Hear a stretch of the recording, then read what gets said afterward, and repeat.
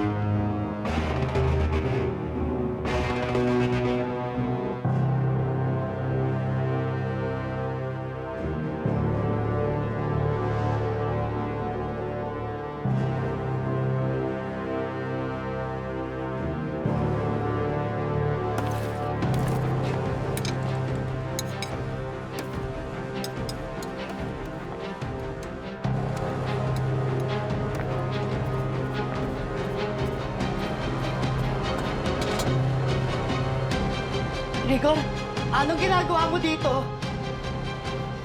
Nasaan ang anak mo?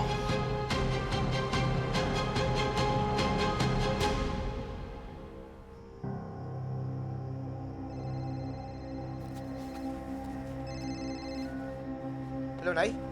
Hello, Enteng. May sasabihin ako sa'yo. Nadulas ako. Kanina sa banyo, nabago ko yung ulo ko.